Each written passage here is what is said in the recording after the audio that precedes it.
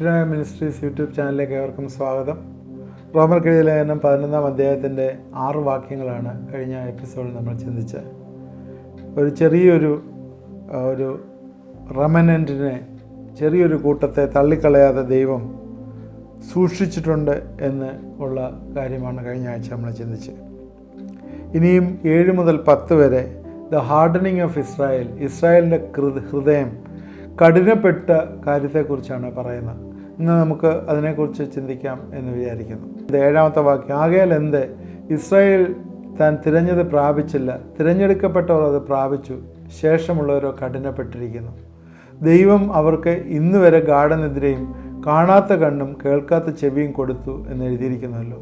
അവരുടെ മേശ അവർക്ക് കെണിയും കുടുക്കും ഇടർച്ചയും പ്രതികാരവുമായി തീരട്ടെ. 10-ാം വാക്യത്തിൽ, അവരുടെ കണ്ണ് കാണാതെ കൊണ്ട് ഇരുണ്ടു പോകട്ടെ, അവരുടെ മുതുക് എല്ലായ്പ്പോഴും കുനിക്കണമേ എന്ന് ദാവീദും പറയുന്നു. ഇസ്രായേലിൻ്റെ ഹാർഡനിങ്ങിനെ കുറിച്ചുള്ള ചില ചിന്തകളാണ് ഇന്ന് നമ്മൾ ചിന്തിക്കാനായിട്ട് ആഗ്രഹിക്കുന്നു. യേശുക്രിസ്തു വന്നത് യഹൂദന് വേണ്ടിയായിരുന്നു വന്നത്. ആദ്യം നേരിട്ട് പല കാര്യങ്ങൾ പറഞ്ഞു, എന്നാൽ ഇതൊന്നും അവർ വിശ്വസിച്ചില്ല എന്നുള്ളതാണ് സത്യം. അവനെ കുടുക്കാനായിട്ട് ശ്രമിച്ചു. ജഡത്തിലെ സഹോദരന്മാരായിരുന്നു യേശു. ശരിക്കും അതേ അബ്രഹാമിൻ്റെ സന്തതിയായിട്ട് ആ പരമ്പരയിലാണല്ലോ യേശു ജനിച്ചത്. കഴിഞ്ഞ ദിവസം നമ്മൾ പറഞ്ഞാണ്, മെഴുക് ചൂടടിക്കുമ്പോൾ ഉരുകുന്നത് പോലെ തന്നെ കളിമണ്ണ് ഹാർഡായിത്തീരും. തിരഞ്ഞെടുക്കപ്പെട്ടവർ വിശ്വസിക്കും, അവർ മെഴുക് പോലെയുള്ളൊരു സിംബോളിക്കായിട്ട് കാണിക്കുന്നതാണ്. എന്നാൽ സൂര്യൻ്റെ ചൂടടിക്കുമ്പോൾ കളിമണ്ണ് ഹാർഡായിത്തീരുന്നത് പോലെ സ്വർഗീയ വിളിക്ക് ഓഹരിക്കാരാകുകയും അല്ലാത്ത ശേഷിപ്പിന് പുറത്തുള്ളവർ, അവരുടെ ഹൃദയം കുരുടാണ്, അവർ ഹാർഡായിക്കൊണ്ടേയിരിക്കും. സ്വന്തത്തിലേക്ക് വന്നു, സ്വന്തമായവർ അവനെ കൈക്കൊണ്ടില്ല. യേശുവിനെ കുറിച്ചാണ് പറയുന്നത്. അബ്രഹാമിൻ്റെ മകനായിട്ട് ആ ലീനിയേജിൽ യേശു വന്നെങ്കിൽ ശരിക്കും സഹോദരന്മാരായിരുന്നു.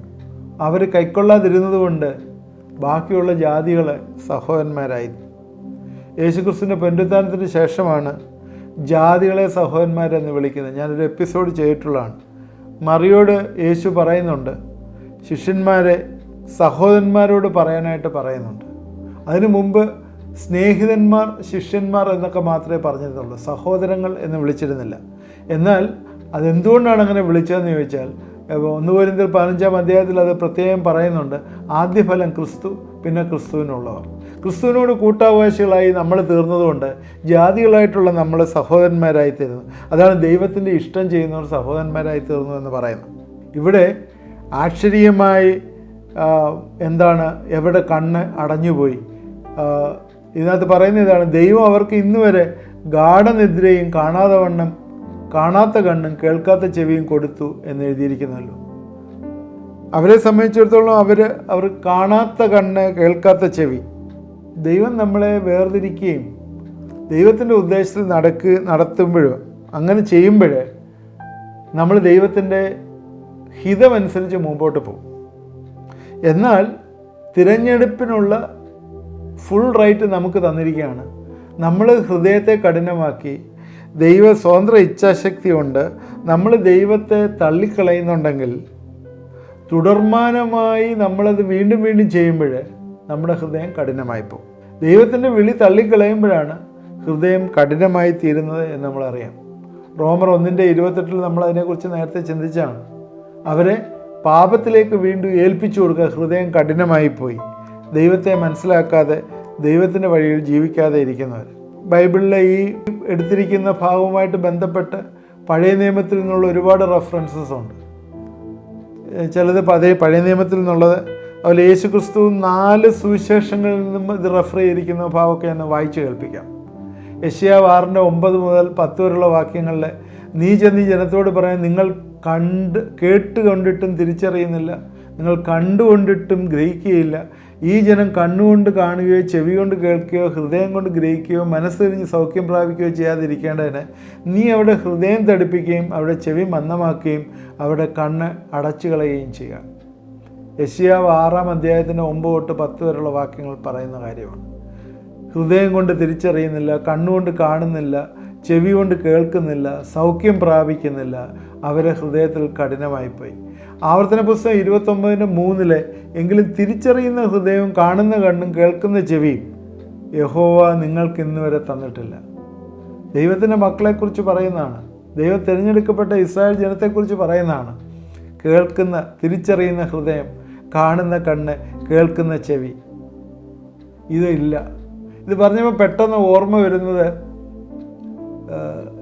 തിമായിയുടെ മകനായ ബർത്തിമായിയെക്കുറിച്ച് പെട്ടെന്ന് എൻ്റെ മനസ്സിൽ ഓർമ്മ വരുന്നത്. അവന് കാണാൻ വയ്യ, എന്നാൽ നല്ലൊരു ചെവി ഉണ്ടായിരുന്നു.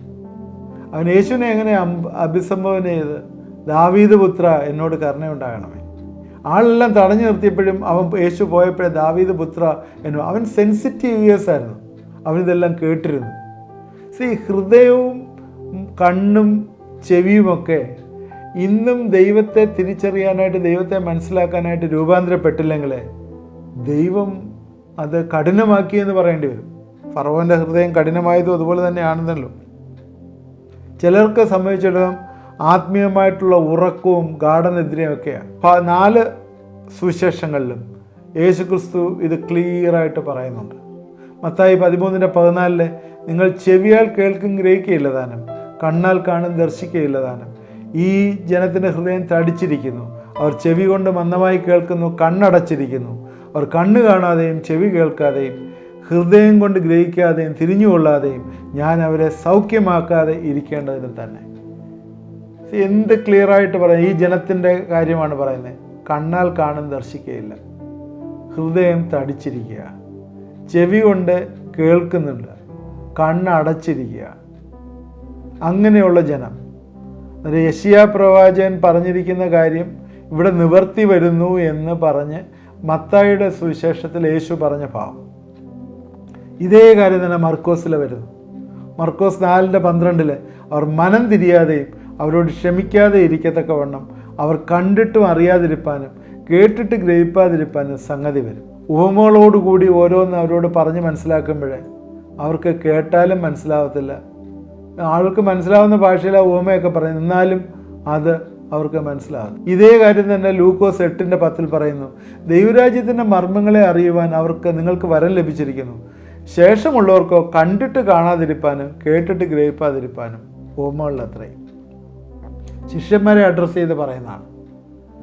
ദൈവരാജ്യത്തിലെ മർമ്മങ്ങളെ അറിയുവാൻ നിങ്ങൾക്ക് വരം ലഭിച്ചിരിക്കുന്നു, എന്നാൽ മറ്റുള്ളവർക്ക് ഒന്നും അറിയത്തില്ല. ഗ്രഹിപ്പാനായിട്ട് ഉപമകളാൽ പറഞ്ഞു കൊടുത്താൽ പോലും അവിടെ തലേ കയറത്തില്ല. യോഹന്നാൻ്റെ സുവിശേഷത്തിലും ഇത്, ഞാൻ 4 സുവിശേഷങ്ങളിലും യേശു എടുത്തു കാണിക്കുന്ന കാര്യം ഇത് ആശ്ചര്യമായിട്ട് ക്ലിയറായിട്ട് ദൈവം പറഞ്ഞിരിക്കുന്ന കാര്യമാണ്. അതുകൊണ്ടാണ് യോഹന്നാൻ 12:40 അവർ കണ്ണുകൊണ്ട് കാണുകയോ ഹൃദയം കൊണ്ട് ഗ്രഹിക്കുകയോ മനം തിരിയുകയോ താൻ അവരെ സൗഖ്യമാക്കുകയോ ചെയ്യാതിരിക്കേണ്ടതിന് അവരുടെ കണ്ണ് അവർ കുരുടാക്കി ഹൃദയത്തെ തടിപ്പിച്ചിരിക്കുന്നു. ഗാഠനിദ്ര വന്നിരിക്കുക. ചുറ്റും നടക്കുന്ന എന്താണെന്ന് അറിയത്തില്ല. ഇപ്പോഴും അങ്ങനെ തന്നെയാണ് സംഭവിച്ചിരിക്കുന്നത്. ഗാഠനിദ്ര വന്നിരിക്കുക. യെശയ്യാവ് 29:10 യഹോവ ഗാഠനിദ്ര നിങ്ങളുടെ മേൽ പകർന്ന് നിങ്ങളുടെ കണ്ണുകളെ അടച്ചിരിക്കുന്നു. അവൻ പ്രവാചകന്മാരും നിങ്ങളുടെ ദർശകന്മാരായ തലവന്മാരും മൂടുപടം ഇട്ടിരിക്കുന്നു. നിങ്ങൾക്ക് ഗാഠനിദ്ര വന്നിരിക്കുകയാണ്, അതുകൊണ്ട് നിങ്ങൾക്കൊന്നും അറിയത്തില്ല. ഇസ്രായേലിൻ്റെ ഹൃദയം കഠിനമായിപ്പോയി. ഇവിടെ അതാണ് പറയുന്നത്. ദൈവം ഇന്ന് വരെ അവർക്ക് കാണാതെ വണ്ണം കണ്ണ് ഗാഠനിദ്ര വരുത്തിയിരിക്കുന്നു. ചൈതന്യമില്ലാത്ത, ചൈതന്യരാഹിത്യം, ഒരു മരവിപ്പ് എന്ന് വേണമെങ്കിൽ പറയാം, അല്ലെങ്കിൽ ഒരു ആലസ്യത്തിലുള്ള ഉറക്കം എന്ന് വേണമെങ്കിൽ പറയാം. ഈ അന്ധതയും കാഠിന്യവും ജനത്തിൻ്റെ പാപത്തിൻ്റെ സ്വാഭാവിക ഫലങ്ങളാണ് എന്ന് നമ്മൾ ചിന്തിക്കേണ്ടിയിരിക്കുന്നു. കാരണം അനുസരണക്കേട് കാണിക്കുകയും വിഗ്രഹാരാധനയിലേക്ക് തിരിയുകയും ദൈവത്തെ ഉപേക്ഷിക്കുകയും ചെയ്യുന്നതിൻ്റെ ഏറ്റവും വലിയൊരു തെളിവാണ് ഈ അന്ധതയും ഈ ഹൃദയകാഠിന്യവും അവർക്ക് വന്നിരിക്കുന്നത്. 9:10 ദാവീദും ഇതേ കാര്യം പറയുന്നതായിട്ട് പറയും. അവരുടെ മേശ അവർക്ക് കെണിയും കുടുക്കും ഇടർച്ചയും പ്രതികാരവുമായി തീരട്ടെ. അവരുടെ കണ്ണ് കാണാതെ കൊണ്ട് ഇരുണ്ടു പോകട്ടെ. അവരുടെ മുതുകെ എല്ലായ്പ്പോഴും കുനിയണമേ എന്ന് ദാവീദും പറയും. ഇവിടെ കെണി, പക്ഷികളെ പിടിക്കാനുള്ള കെണി, കുടുക്ക്, വന്യമൃഗങ്ങളെ പിടിക്കാനുള്ള കുടുക്ക്, ഇടർച്ച, ഇടർച്ച എന്ന് പറയുന്നത് പകരം വീട്ടൽ അല്ലെങ്കിൽ പ്രതികാരം. ഇതൊക്കെയാണ് ഇടർച്ചയും പ്രതികാരവും. ഇതെല്ലാം അവരുടെ മേശയാണ് അവർക്ക് ആയിത്തീരുന്നത്. ഇതിനെക്കുറിച്ച് വലിയൊരു പഠനം തന്നെ നടത്തും. സങ്കീർത്തനം 69 22, 21 വാക്യങ്ങളാണ് ദാവീദ് ഇവിടെ കോട്ട് ചെയ്യുന്നത്. അതിൽ നിന്ന് വായിക്കാം. അവരുടെ മേശ അവരുടെ മുമ്പിൽ കെണിയായും അവർ സുഖത്തോടിരിക്കാൻ കുടുക്കായും തീരട്ടെ. അവരുടെ കണ്ണ് കാണാതെ കൊണ്ട് ഇരുണ്ടു പോട്ടെ. അവരുടെ അര എപ്പോഴും ആടുമാറാകണം. അത് താഴോട്ട് വായിക്കുമ്പോൾ 24, നിന്റെ ക്രോധം അവരുടെ മേൽ പകരണമേ, നിന്റെ ഉഗ്രകോപം അവരെ പിടിക്കുമാറാകട്ടെ. അവരുടെ വാസസ്ഥലം ശൂന്യമായി പോട്ടെ, അവരുടെ കൂടാരങ്ങളിൽ ആരും പാർക്കാതിരിക്കട്ടെ എന്ന്. ഇവിടെ നമ്മൾ പഴയ നിയമമായിട്ട് എടുത്തു പോകുമ്പോൾ നമുക്ക് ശ്രദ്ധിക്കേണ്ട ചില കാര്യങ്ങൾ അവരുടെ മേശയെക്കുറിച്ച് പറയുന്നു. ഇതൊരു വലിയൊരു സ്റ്റഡിയാണ്. നമ്മൾ പഴയ നിയമത്തിൽ നോക്കുമ്പോൾ ഈ മേശ എപ്പോഴാണ് ഇവർക്ക് കെണിയായി തീർന്നത് എന്ന് നമുക്ക് കാണാം. എസ്കേലിൻ്റെ പുസ്തകം 41:22 യഹോവയുടെ സന്നിധിയിലെ മേശ ഒരു യാഗപീഠമായിട്ട് ഇതിൽ ചിത്രീകരിക്കുന്നു. ഈ മേശയെക്കുറിച്ച് വിഭവസമൃദ്ധമായ വിരുന്ന്, ഭൗതിക സമൃദ്ധി എന്നൊക്കെ കാണിക്കുന്നുണ്ട് എന്നൊക്കെ പറയുന്നുണ്ടെങ്കിലും അതിനൊക്കെ ഉപരിയായിട്ട് നമ്മൾ ബൈബിളുമായിട്ട് ബന്ധപ്പെടുത്തി ഇത് പഠിക്കുമ്പോൾ എസ്കേൽ പറയുന്നത് 41:22 ഈ യാഗപീഠം മരം കൊണ്ടുള്ളത് 3 മുഴം ഉയരവും 2 മുഴം നീളവും ഉള്ളതായിരുന്നു. അതിൻ്റെ കോണുകളുടെ ചുവടും വശങ്ങളും മരം കൊണ്ടായിരുന്നു. അവൻ എന്നോട് ഇത് യഹോവയുടെ സന്നിധിയിലെ മേശയാകുന്നു എന്ന് കൽപ്പിച്ചു. ഇത് കാര്യം തന്നെ വീണ്ടും റെഫർ ചെയ്ത് പറയുന്നത് എസ്കേൽ 44:16 അവൻ തൻ്റെ വിശുദ്ധ മന്ദിരത്തിൽ കടന്ന് എനിക്ക് ശുശ്രൂഷ ചെയ്യേണ്ടതിന് എൻ്റെ മേശയുടെ അരിക്കൽ വരികയും എൻ്റെ കാര്യവിചാരം നടത്തുകയും വേണം. പുരോഹിതൻ മേശയുടെ അരിക്കൽ വന്ന് എൻ്റെ കാര്യവിചാരണ നടത്തണം. മലാക്കിയുടെ പുസ്തകം 1:7-12 എഴുതിയിരിക്കുന്ന വാക്യങ്ങൾ വായിക്കാം. 7-ാം വാക്യത്തിൽ മലാക്കി 1:7 നിങ്ങൾ എൻ്റെ യാഗപീഠത്തിന്മേൽ മലിനഭോജനം അർപ്പിക്കുന്നു. എന്നാൽ നിങ്ങൾ ഏതിനാൽ ഞങ്ങൾ നിന്നെ മലിനമാക്കുന്നു എന്ന് ചോദിക്കുന്നു. യഹോവയുടെ മേശ നിന്ദ്യം എന്ന് നിങ്ങൾ പറയുന്നതിനാൽ തന്നെ. ഇവിടെ യഹോവയുടെ മേശ എന്ന് പറയുന്നു, അത് നിന്ദ്യമാക്കും. 12-ാം വാക്യത്തിൽ നിങ്ങളോ യഹോവയുടെ മേശ മലിനമാക്കിയിരിക്കുന്നു, അവൻ്റെ ഭോജനമായ അതിൻ്റെ അനുഭവം നിന്ദ്യമാകുന്നു എന്ന് പറഞ്ഞതിന് നിങ്ങൾ എൻ്റെ നാമത്തെ അശുദ്ധമാക്കുന്നു എന്ന് പറഞ്ഞു. ഇവിടെ കാണുന്ന എപ്പോഴാണ് യഹോവയുടെ മേശ ഒരു കെണിയായി ഒരു കുടുക്കായി മാറിയത്? ഇതിനകത്ത് നമ്മളിത് പഠിക്കുന്നത് ഹാർഡനിങ്ങിനെ കുറിച്ചാണ് പഠിക്കുന്നത്. എപ്പോഴാണ് ഇതായത്? ഈ പ്രാർത്ഥന ഫലിച്ചത് ജോസീഫസ് എന്ന് പറഞ്ഞ ചരിത്രകാരൻ ക്ലിയറായിട്ട് പറഞ്ഞിട്ടുണ്ട്. AD 68 ടൈറ്റസ് വന്ന് യെരുശലേമിനെ വളഞ്ഞ സമയത്താണ്. അന്ന് പെസഹയുടെ ഉത്സവം നടക്കുകയാണ്. പെസഹയുടെ ഉത്സവം നടക്കുമ്പോൾ 20 തൊട്ട് 30 ലക്ഷം ആളുകൾ അവിടെ കൂടും. എല്ലാവരും ഒരു പെസഹ കുഞ്ഞാടിനെ അറുക്കും. ഈ ഒരു പെസഹ കുഞ്ഞാടിനെ 10 പേരാണ് കഴിക്കുന്നത് എന്ന് പറഞ്ഞാൽ ഏകദേശം 2.5 ലക്ഷം ആടുകളെ അന്ന് യാഗം കഴിച്ചു. 20 ലക്ഷം ആളുകൾ. അത് 20 ലക്ഷം ആളുകൾ യെരുശലേമിൽ അകത്ത് കടന്നപ്പോൾ റോമ സൈന്യം വളഞ്ഞിട്ട് 13 ലക്ഷം യഹൂദനെ വാൾ കൊണ്ട് കൊന്നതായിട്ടാണ് ചരിത്രം രേഖപ്പെടുത്തിയിരിക്കുന്നത്. ഈ മേശ അവർക്ക് കുടുക്കും കെണിയുമായി മാറിയില്ലേ? AD 30കളിൽ യേശുക്രിസ്തു യാഗമായി അത് പൂർത്തീകരിച്ചതാണ്. പിന്നീട് യഹൂദന്മാരത് തിരിച്ചറിയാതെ അവിടെ ഹൃദയം കഠിനമായി അത് കണ്ടിന്യൂ ചെയ്തുകൊണ്ടേയിരിക്കുകയാണ്. യാഗം കണ്ടിന്യൂ ചെയ്തുകൊണ്ടേയിരിക്കുകയാണ്. യേശു മരിച്ചടക്കപ്പെട്ട് ഉയർത്തുന്നേറ്റു, അത് പോയി. അതിനുശേഷം ഇവർ വന്ന് പ്രസംഗിക്കുകയും ഈ ഡേറ്റുകളിലൊക്കെ വന്ന് പ്രസംഗിക്കുകയും ഒക്കെ ചെയ്ത സമയം. എന്നാൽ പൗലോസിൻ്റെ പ്രസംഗം ഒന്നും വകവെക്കാതെ, അല്ലെങ്കിൽ ആ സമയത്ത് യേശുവിൻ്റെ അപ്പോസ്തലന്മാരുടെ ചിന്തകളൊന്നും ഏറ്റെടുക്കാതെ വീണ്ടും മഹാപുരോഹിതന്മാർ യാഗവും ബാക്കിയുള്ള കാര്യങ്ങളും ഒക്കെ ആയിട്ട് മുമ്പോട്ട് പോയപ്പോഴേ അവിടെ എന്താ സംഭവിച്ചത്? 20 ലക്ഷം യഹൂദന്മാർ വന്നിട്ട് ഏകദേശം 2.5 ലക്ഷം ആടിനെ കൊന്ന്, ഒന്ന് ആലോചിച്ച് നോക്കുക, ആ യെരുശലേമിൽ യാഗം കഴിച്ചപ്പോഴേ ആ മേശ അവർക്കൊരു കുടുക്കും കെണിയുമായി മാറി എന്ന് കാണുന്നു. വീണ്ടും എല്ലാ വർഷവും യഹൂദന്മാർ ഇത് ചെയ്തുകൊണ്ടിരുന്നു. ഈ മേശ ഈ യാഗപീഠം അവർക്ക് കുടുക്കും കെണിയുമായിട്ട് തീർന്നു. മേശ എന്ന് പറയുന്നത് is A token of fellowship. ഈ മേശയിൽ ഇരുന്നാണ് കൂട്ടായ്മയുടെ തെളിവ്. അതായത് കർത്തൃമേശ എന്നൊക്കെ നമ്മൾ പറയുന്നത് ഇതുമായിട്ട് ബന്ധപ്പെട്ടാണ്. കർത്തൃമേശ യാഗപീഠത്തിൽ ശുശ്രൂഷിക്കുന്നവർ അത് ദൈവവുമായുള്ള കൂട്ടായ്മയാണ് അത് കാണിക്കുന്നത്. അപ്പോൾ ഇവിടെ എന്താണ് സംഭവിച്ചത്? അവിടെ ഹൃദയം കഠിനമായി പോയി. ദൈവത്തിൻ്റെ മഹത്വം കാണാനായിട്ട് അവർ കഴിഞ്ഞില്ല. അവളുടെ കണ്ണ് ഇരുണ്ട് പോകട്ടെ എന്ന് പറഞ്ഞപ്പോഴേ അവർ വെളിച്ചത്തേക്കാൾ അധികം ഇരുളിനെ സ്നേഹിച്ച്, അതുകൊണ്ട് ഇരുട്ടിൽ അവർ തപ്പിത്തടഞ്ഞ് കർത്താവിൻ്റെ മഹത്വം കാണാതെ പോയി. അവരുടെ മുതുക് കുനിയുമാറാക്കി, അര ആടുമാറാക്കി എന്ന സങ്കീർത്തനത്തിൽ പറയും. നമ്മൾ ഇസ്രായേലിൻ്റെ ഹൃദയം കഠിനമായതിനെക്കുറിച്ചാണ് ചിന്തിച്ചത്. നമുക്ക് തുടർന്ന് ഈ ഇസ്രായേലിൻ്റെ ഭാവി രക്ഷയെക്കുറിച്ച് ഇനി ചിന്തിക്കാനുണ്ട്. Salvation of Gentiles, salvation, future salvation of Israel. തുടർന്ന് നമുക്ക് ചിന്തിക്കാം. ഇന്നത്തെ ചിന്തകൾ നമുക്ക് പ്രയോജനമായി എന്ന് വിചാരിക്കുന്നു. ഇന്ന് ഇസ്രായേൽ എങ്ങനെ ഹൃദയം കഠിനമായി പോയി എന്നുള്ളതിനെക്കുറിച്ചാണ് നമ്മൾ ചിന്തിച്ചത്. തീർച്ചയായും ഈ ചിന്തകൾ നമുക്ക് അനുഗ്രഹമായി തീർന്നു എന്ന് വിചാരിക്കുന്നു. പ്രാർത്ഥിക്കാം. ദൈവമായ കർത്താവേ, ഇത് കണ്ടുകൊണ്ടിരുന്ന പ്രിയപ്പെട്ടവരെല്ലാം നീ അനുഗ്രഹിക്കണമേ, സഹായിക്കണമേ എന്ന് പ്രാർത്ഥിക്കുന്നു. കർത്താവേ, ദൈവവചനം പഠിക്കുന്നത് ഞങ്ങളുടെ ജീവിതത്തിൽ ഏറ്റവും പ്രയോജനമായി തീരണം. കർത്താവേ, ഇസ്രായേലിൻ്റെ ഹൃദയം കഠിനമായി പോയതുപോലെ ഈ നാളിൽ ഞങ്ങളുടെ ഹൃദയം കഠിനമായി പോരുത് എന്ന് പ്രാർത്ഥിക്കുന്നു. കർത്താവേ, യേശുക്രിസ്തു അവരെക്കുറിച്ച് പറഞ്ഞിരിക്കുന്ന കാര്യങ്ങളെല്ലാം കർത്താവേ അതുപോലെ നിവൃത്തിയായി എന്ന് കാണുന്നു. കർത്താവേ, AD 68-70 ആണ്ടുകളായപ്പോഴത്തേക്ക് അവരെല്ലാവരും അവിടെ നിന്ന് സ്കാറ്റർ ചെയ്ത് പോകേണ്ടതായിട്ടുള്ള ചരിത്രം പറയുന്നല്ലോ ദൈവമേ. അവിടെ ഹൃദയം കഠിനമായി പോയി.